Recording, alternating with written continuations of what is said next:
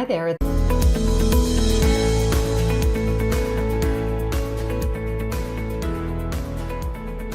Hi there, it's Donna from Heart of the Matter Professional Organizing.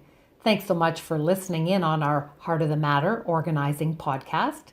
Today we're talking about getting organized for Christmas, and the topic is shopping. We appreciate you checking us out and allowing us to be your success partners as you get to the heart of the matter.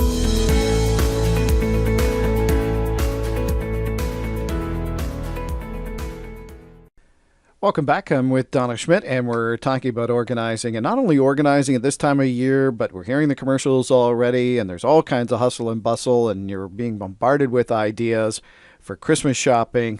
How do we do it so it doesn't drive us crazy? Well, I got a couple of ideas this year, which I think maybe you might like to try out.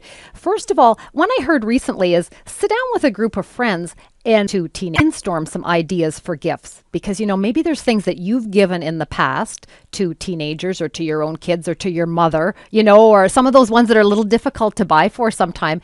And, when I would hear you say that, I would think, wow, that's a great idea because I've never gone that route or whatever. So sometimes doing it as a group like that, if you're sitting around your lunchroom table or, all sorts of settings around the potluck table at church after church or something like that, it's interesting when, you can get some feedback that way. So that's one you might want to try. I'm always a big one for let's make a list and get ideas before we go out shopping.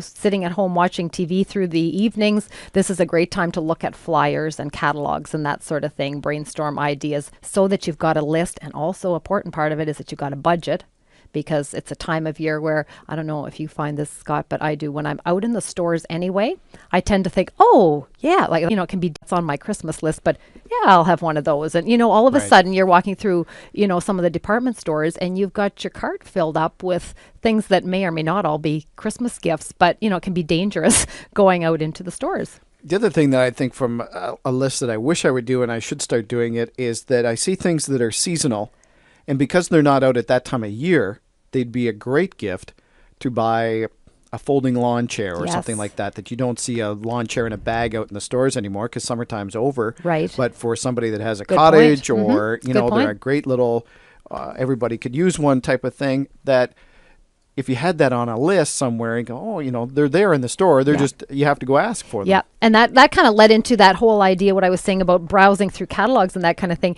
Once you create a list of possible gift ideas, then don't scrap that list after you've bought one thing for this Christmas, keep it year after year. You can, I guess we always do it. I mean, if you tuck that list somewhere where it's accessible, throughout the year, if you've got to get something for that person for a birthday gift, or it comes around to next Christmas and you had 3 or 4 things on your list this year, but chose one of them, you don't have to reinvent the wheel with the gift ideas. And I guess we always want to keep in mind the whole idea of, it's not all about the getting and all that sort of thing. So I encourage you as a family, to think about a giving project at this time of year. There's lots of great things that, you can bring your kids in on, and it's a good way to look at Christmas as well.